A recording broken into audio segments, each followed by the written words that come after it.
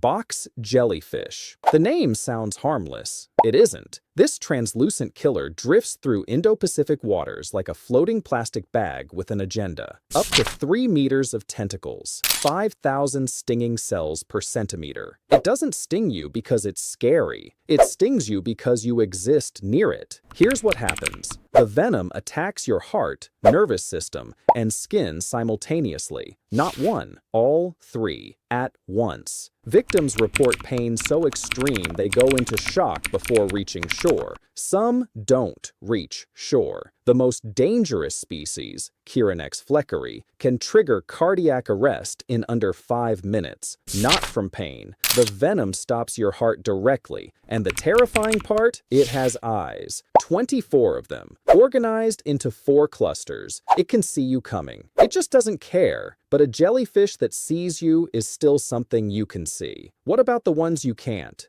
Cone Snail. Looks like a seashell. Kills like a sniper. Tourists pick these up on beaches every year because they're beautiful. Patterned, smooth, the kind of thing you'd put on a shelf. And sometimes that's exactly what kills them. Inside that shell is a harpoon, a microscopic hollow tooth called a radula, loaded with conotoxin. It can fire in any direction, including backward, which means holding it is never safe. The venom paralyzes instantly. No anti-venom exists. You feel nothing at first, then everything stops. Muscles, breathing, heart. A single sting from the most dangerous species contains enough toxin to potentially kill 15 to 20 adults. And because there's no anti-venom, untreated stings from Conus geographus carry a mortality rate around 30%. That's not a number. That's a coin flip with worse odds. Scientists are studying conotoxin for painkiller research because it's so precise it targets individual nerve receptors. The deadliest things often have the most elegant engineering. You survived a shell. What about a rock?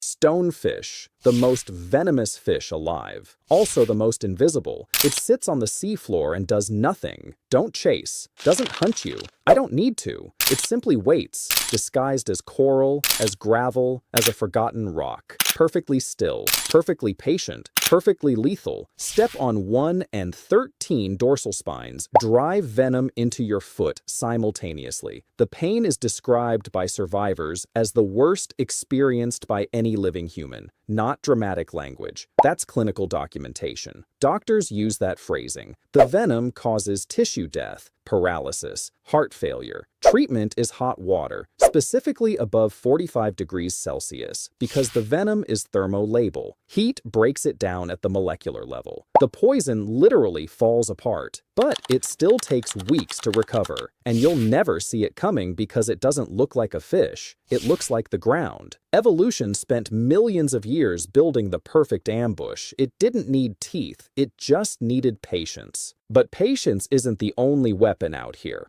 Pufferfish, round, slow, adorable, contains enough poison to kill 30 humans. Tetrodotoxin, one of the most potent neurotoxins on Earth, concentrated in the liver, skin, and ovaries. No antivenom, no treatment beyond keeping the victim breathing until it passes, if it passes. The pufferfish doesn't inject it. I don't need to. Predators eat it and die. Humans eat it incorrectly and die. In Japan, fugu chefs train for years just to serve it safely. And even then, people still die. The fish doesn't try to kill. It just exists, and death comes with it. Here's what makes it stranger. The toxin is produced by bacteria living inside the fish, but the pufferfish itself is immune, not by luck, by genetics. A specific mutation in its sodium channels, the exact proteins tetrodotoxin normally attacks, prevents the toxin from binding at all. The fish is literally hardwired to survive its own weapon. Without that mutation, the bacteria would kill the host. Evolution solved that problem before the fish even knew it had one. Cute, passive, genetically bulletproof, the ocean's most deceptive combination. But deception looks different when it has a stinger attached.